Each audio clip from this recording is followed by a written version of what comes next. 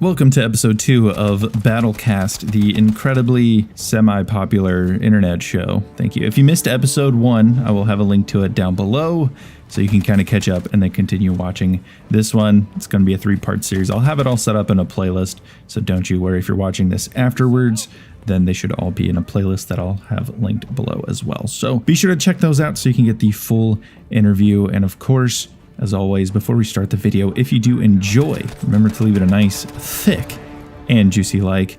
And, you know, I mean, if you do enjoy this kind of content, I enjoy it myself, you know, a little biased, but, you know, you might want to hit that big red sexy subscribe button so you can get more of this kind of content. And then I also got to thank my channel members. You guys help make these videos possible, so thank you guys very much. And if you want to join and get access to the exclusive perks that they get, there's a link in the description down below, or you can click that blue join button. Anyway, let's start. What is one mind-blowing innovation that you would want to see, or something that would like on like the reveal trailer, it would make you go, "Oh damn, take my money now." Kind of like the behemoths when it blew up, or Levolution type of deal. Okay, yeah, that's what I was about to ask. So you mean like something that we might have seen in previous games?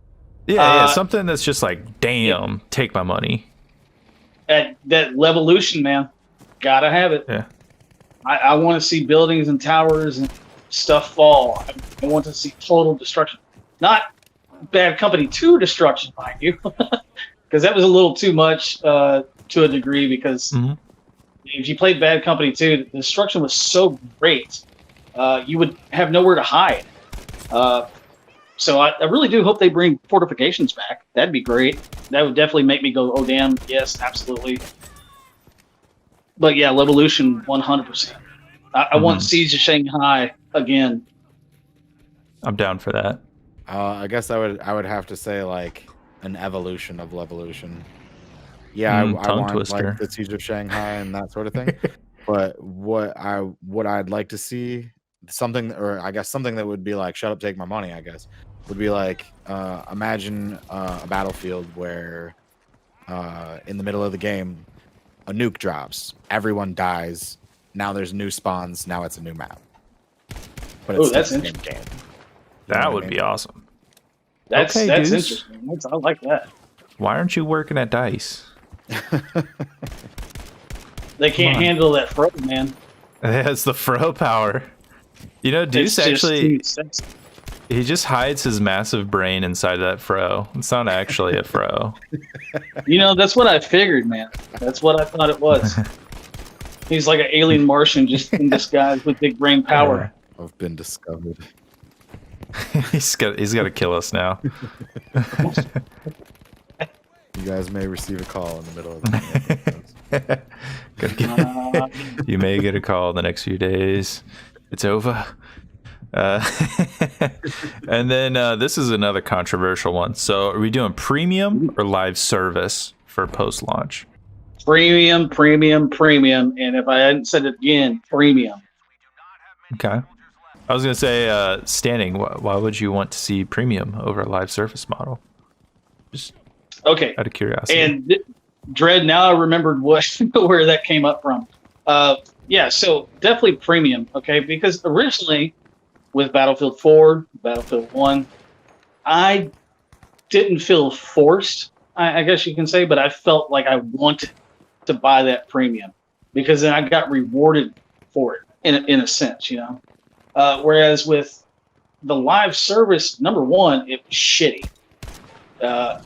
It proved to everyone right then and there that DICE did not have the tech to keep it up with the live service whatsoever. It was garbage. I mean, you look at the amount of content, less really, that we received. Live service is just not the way to go with Battlefield whatsoever. I mean, no, absolutely not. I mean, premium was it. I had no problem shelling out the extra $40 for premium for Battlefield 4 or 1. I felt like I was getting rewarded with it. I was receiving the content. Whereas in live service, well, like I just said, it was lackluster at best. You know, like us, our few sorry people that decided to buy the game, you know, pre-order it paid the extra $20 for the game, and then what we get? A silver-plated 1911. Deluxe edition. Been there. Yeah. Done that. I Yeah. have the T-shirt, Okay. gentlemen. You have a T-shirt? I have the T-shirt. Deluxe Oh. edition. Yeah, I Attaboy. got the silver-plated 1911. I can tell you, it really funny too that I ran across a player the other night that killed me with the silver-plated 1911, and I think he was a level 60 and barely had maybe 200 hours in the game, and I was like, man, this game's been out for a while, so obviously he quit playing it because he couldn't stand it either. Okay. Okay. So premium, Okay. yeah. Premium. Okay. All right, All right, so Deuce. like, I would say in general, premium. Reasoning behind that is that they've already proven that what they can do with premium works. They have had a chance to do live service, but it was their first time. So if they wanted to do it one more time, I would say kudos. Maybe try it on the next game though. This game needs to be supremely solid, and people are gonna want to know what they're getting. Because, like we were just talking about, that deluxe edition was a freaking debacle. Like, that was absolutely awful. We got That was virtually really bad. absolutely nothing. I mean, what were we told? Like 13 skins or something like that? And instead, Yes. what we Yes, got was 13 pieces that added up to 3 skins. Yeah. And, it was, and like, that to me is an embarrassment. Like, you shouldn't be misleading your customer base that hardcore, where No, I felt like I was getting virtually 4 times what you actually gave me. Yeah, what was that original thing they were going to do? The weekly drops or whatever for all the people that paid for the game, pre-ordered and all that stuff. Yeah, it's gonna be like a weekly airdrop or something. Airlift, Yeah, and then it Airlift. fell apart in 2-3 weeks. Yeah. Delightful stuff. Yeah, it was absolute garbage. And to tell you the truth, I never got the full set of the Red Devil skin anyway. We'll see. I don't know. You guys I on never got it. Xbox got that silver plated. It felt ripped off. Us on PlayStation. So we I was didn't like, get okay. that. Well. Yeah, I was mad. I was like, okay, so I paid $20 for skins that other players are going to be able to earn anyway. And I got a silver-plated 1911. What do you do? I feel that. Actually, I had my silver-plated 1911 equipped for like the entire life cycle of BF5 until like 2 days ago, oddly enough, and now we're talking about it, and I don't have it equipped, and it feels very awkward. I just want to mention that.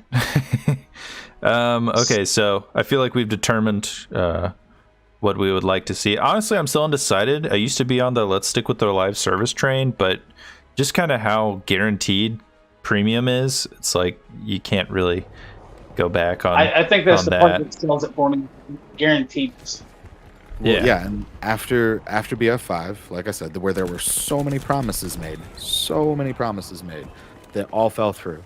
Like in this next particular Battlefield, people are gonna want to know what they're getting. Yeah. Period. Kind of like the Battlefield 5 roadmap they originally had made, and then it kept constantly changing. Yeah. And they were allowed to change it because it was a live service. Yeah, exactly. Yes. And then when they got called out on the fact, oh, by the way, you said this in the roadmap, and they're like, oh, well, that was an accident. That wasn't supposed to be there. Yeah, that was fake news. Whereas with premium, I paid for what you advertised, and if you don't give it to me, if you don't deliver, you have a much bigger problem on your hands. Yes. You know, that's funny too, because Dread, what you're talking about right now, when I first got onto Twitter, I'm trying to remember the guy's name, but he was a DICE developer, and actually I still think he is, and he makes tweets occasionally here and there. He did map development and some other stuff. And it was roughly about 3 months into Battlefield 5 being released.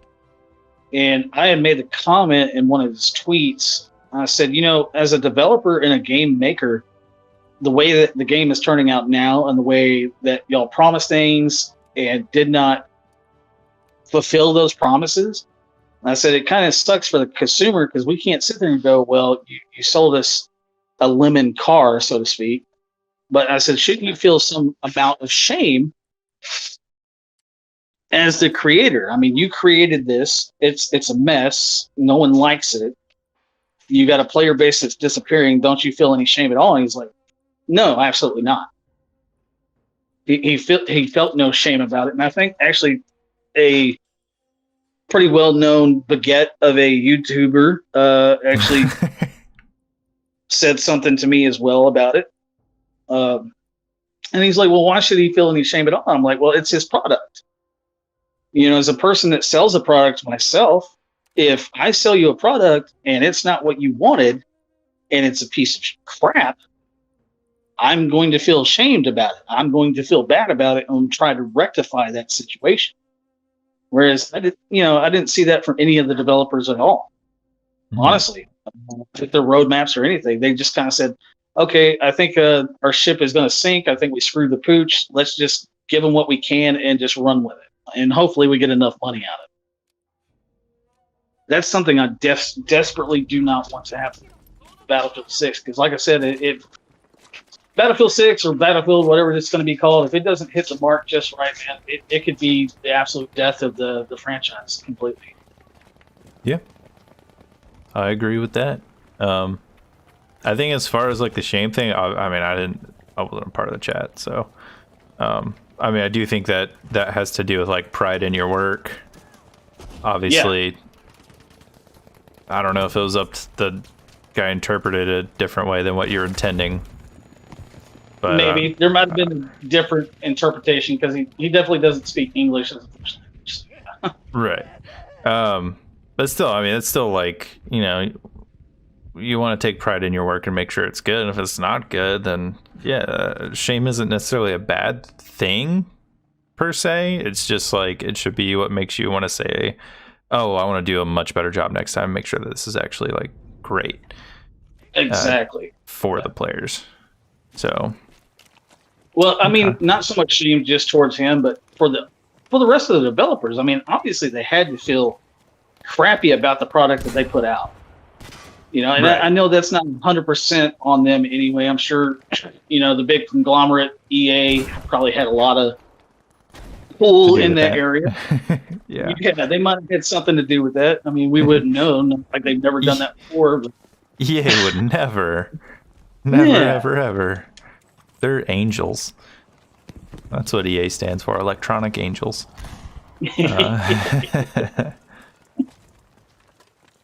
Yeah, man. I'm looking forward to it though, regardless of whatever it is that comes out. Mm-hmm. I'm looking forward to it. Not that I'm getting sick of Battlefield 5 or anything. It's just I can't wait to see what they got up their sleeves. I want to see what they're capable of, what tech they've been able to handle. Yeah. Can you handle the tech? I totally agree. All right, I guess we'll move on to the next question. What's the biggest thing BF6 needs to nail for you? Like if it doesn't do this right, the game is fucked. I mean, I guess the things that it can't be any one thing. There's not one thing that they need to nail because BF5 was virtually such a disaster that they need to nail everything in order for it to be an actual success at this point. Major things would be core things that make Battlefield. It needs to have some sandbox. It needs to have good gunplay, movement, like we were talking about. I mean, the things that make Battlefield. The level of details that are put into the maps in order to make map flow work, so that it's not just really pretty to look at, but is also really fun to play. Things like that. RSP absolutely needs to be in there. That would be something they need to nail, because if they try and release a bare bones thing like they did for BF5, that's gonna be a huge detriment to the game automatically, because that ruins so many aspects of the game for a great many of the people that are out there. It ruins it for comp players. It ruins it for people that don't want to have to deal with the general player base. You know, that have big groups of people that they can play with and stuff like that. Some platoons like to have platoon versus platoon, that sort of stuff. I mean, there's that it would ruin events. You know what I mean? Like so like RSP is a big time one that needs to be in there. Yeah, just core things that make Battlefield. That's the best thing I can say now. Yeah, I agree with Dread on that 100%. Like you were just saying, RSP, gotta have it. Must be a first thing that comes in the game. You know, because as a guy myself that tries to do some comp stuff and stuff like that, it makes it almost impossible with what we have with Battlefield 5 right now. Yeah, they need to put details. Yeah, more details into it. If it comes to the campaign, yeah, absolutely. I mean, campaigns kind of comes third in most people's heads when it comes to the game period anyway. Not primary. RSP. Yeah, not primary at all. I mean, I played the campaign for Battlefield 5, but it wasn't memorable except for maybe the last Tiger. I actually can't remember if I played the campaign or not. But yeah, I mean, 100% agree with Dread on literally everything he said. Because I mean, that's exactly how. It's got to be Battlefield. Yeah, it's to the core.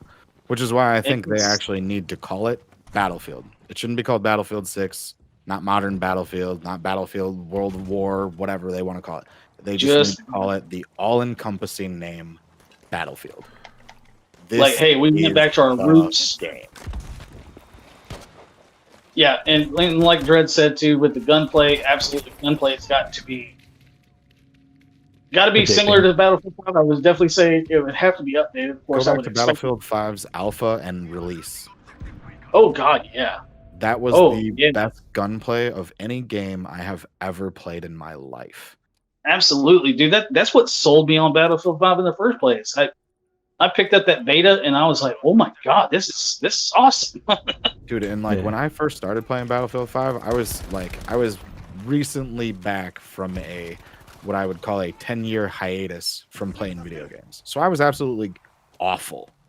Oh wow. And I was still loving the gunfights. Even though I lost like 99% of them, I still loved it. And that's what it was way more enjoyable, yeah. It was rewarding. Even if you lost a gunfight, you're like, you know what? Okay, he got the best of me. Like it actually felt like that guy has more skill than me. You know what I mean? Oh yeah, let's not talk about that other thing. Ugh. I know what's coming. Uh-oh. Did I just allude to something? Oh no. You mean skill-based matchmaking? Are you guys concerned? Are you guys concerned about potential skill-based matchmaking? Yeah, I am. I am concerned about it for a couple of different reasons. I mean, obviously, Battlefield 4, if I remember correctly, had some.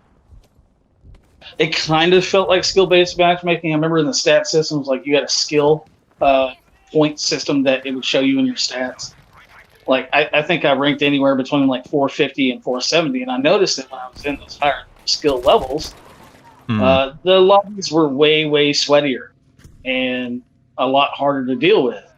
If my skill point dropped anywhere below that, usually about 390 or so, I was in a lobby where I wasn't getting constantly murdered, and I could actually have some fun, and I could actually do some killing on my own. I mean, that's the way at least I remember it. Then again, you know, I started playing Battlefield 4 on the Xbox 360. So that's a whole different kind of ouch. Yeah. And there were cheaters in the Xbox 360 anyway. They were all over on Black Ops 2 all the time. So. Right. Yeah, it's skill-based matchmaking. I don't know. I honestly hope, with all the hope in my heart, they don't implement that into Battlefield. Yeah. Okay. I think Battlefield should just remain a come as you are kind of thing. Come as you are, whatever skilled you are or not, and just play the game. That's how I feel. Yeah. There's no skill-based matchmaking in war. Or like, sorry guys, in order to invade Normandy, you gotta have a 2+ KD. Yeah. So like only Al Capone showed up. It doesn't happen, does it? The best of the best. If you're a Navy SEAL, you have to have at least a 6 KD. Sorry. That's why they call them SEAL Team 6. Yeah, All right, well, so my for me, my skill-based my matchmaking is a chunky little ass would be Mill Team 6, but yeah. Meal as far Team as skill-based 6. matchmaking for me, I think it comes down to two things. What kind of Battlefield player do you want to be, and what kind of Battlefield player are you? Okay, so like most people are unwilling to accept that they are not the greatest FPS players of all time. This is true. It is Very true in my case. I'm not the best. I'm okay with that. Yeah, I mean, I'm certainly not. You know what I mean? I would love to think that I am. I want to be someday. Is that realistic? That's totally personal, thing. So what I think that they need to implement is two different ways of playing it. If you want to be that casual player that accepts that you are just a casual and you don't need any mega competition in order to have fun, casual player base gets to play with no skill-based matchmaking whatsoever. Then, if you want to be the try-hardy, I'm the best Battlefield player in the world kind of guy, you have a ranked mode. And then those On two separate Apex, modes can coexist on the same game. I don't think that's a difficult thing to pull off, especially if they actually pull the game right, and they'll actually pull back hundreds of thousands, if not millions, of players. And they'll have more than enough players to encompass all the different game modes. They won't have to do limited time modes. They won't have to worry about any of that. All they have to do is just make it a good game, and then they can do all the different modes they want, casual and ranked. Everyone will be happy. I think just like touching back on the Battle Royale thing, I think a huge thing for Warzone players, just from what I know, is like the fact that SBMM is in Warzone and they hate that. I think if Battlefield 6 or Battlefield, whatever they call it, doesn't have that, I think that would be a massive thing. That would bring a lot of players to Battlefield. absolutely. Yeah, absolutely. I mean, if it's anything like now my son plays it, I don't play it, but I know he plays Apex, and he loves getting into those ranked games. He absolutely enjoys it because he can get into the games where he's playing against people that are more in his skill level and stuff like that. Right. But he also said there's a huge huge problems with it too, because sometimes there will be players that will purposely make themselves look worse in their stats or whatever it is. I think he said he's like they will purposely play like crap for like 3 or 4 rounds so they can get into the better lobbies that don't have this tryhards. Yeah. And then they'll just Reverse wreck boosting. shop. Yeah, they're reverse boosting themselves and all that stuff. He said it's absolutely annoying because he's like, you'll see like a level guy and you'll be like, oh, he's about ranked as I am, and then he'll just murder the entire lobby. Good old reverse boosting. Yeah. They do it Yeah. just for those stupid Twitch clips. Twitter, whatever, YouTube clips, whatever they do. Oh, you know what? I want to go back a little bit. So when you said, is there anything that they need to nail in this next game? Otherwise, I won't play it kind of thing. There is one thing. There is absolutely one vital thing. Anti-cheat. Yes. Oh, yeah. And it Yes. needs to be the most brutal anti-cheat there ever was. I agree. Like, Yeah. I want it to hard patch into my PC and console, whatever. I don't even care. I want it to know who I am on a personal level, so that if I cheat, it can be like, you're done and you're not coming back in some other form. Exactly. I agree. Yeah, anti-cheat has to be a must. And Zook kill. Anti-cheat. I'm sorry, I'm zooking the hell out of people right now. Anti-cheat, absolutely. And what was the crossplay? That's the other beautiful thing that we need. Yes. Well, if you're gonna do 100. crossplay, That would be another thing. you got to have elite anti-cheat. Otherwise, it's going to be just pure cancer. Yeah. Otherwise, Yeah. all you're doing is transferring that hate from the PC players into console players. Yeah. Yeah, and that will kill me a lot, because if I'm playing against a PC player anyway, I already know I'm going to get a lot.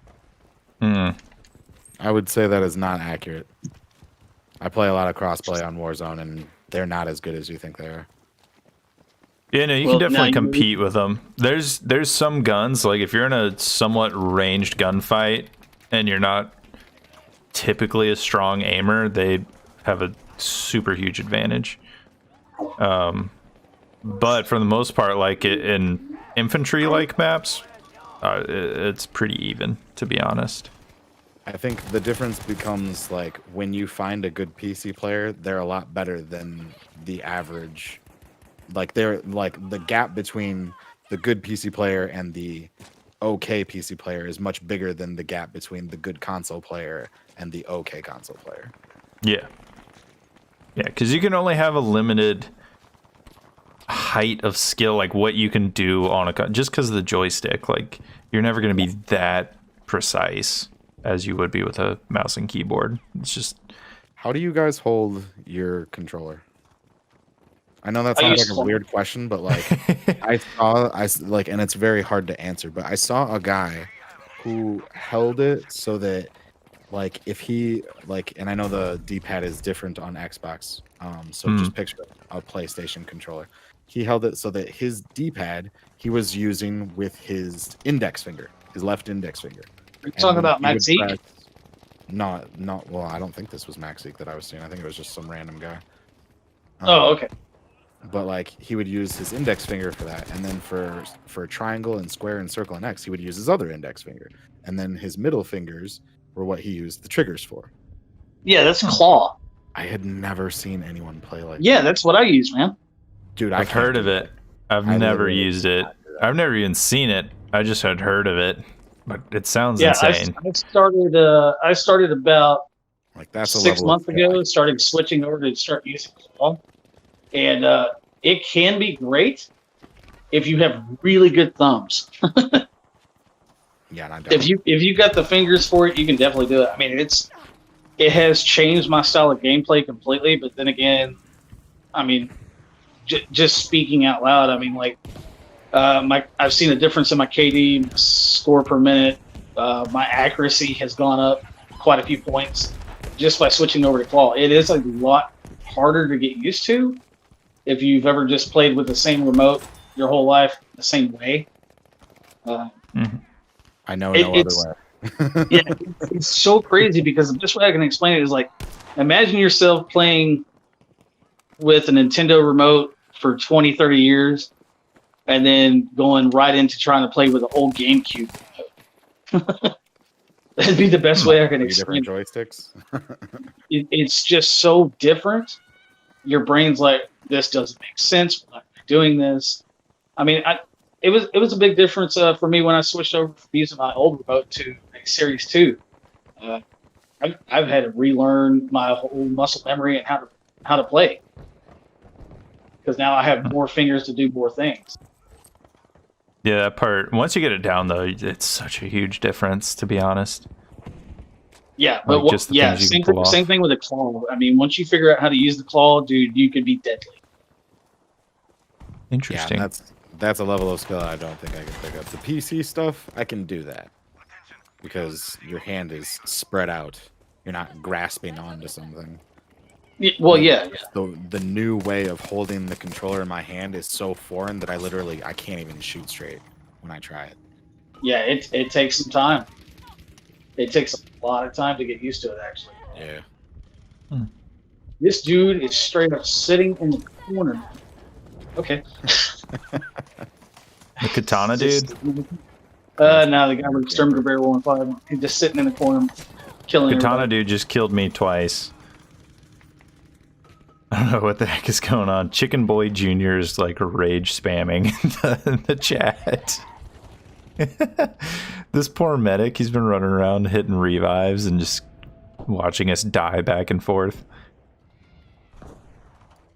Poor guy. Yeah.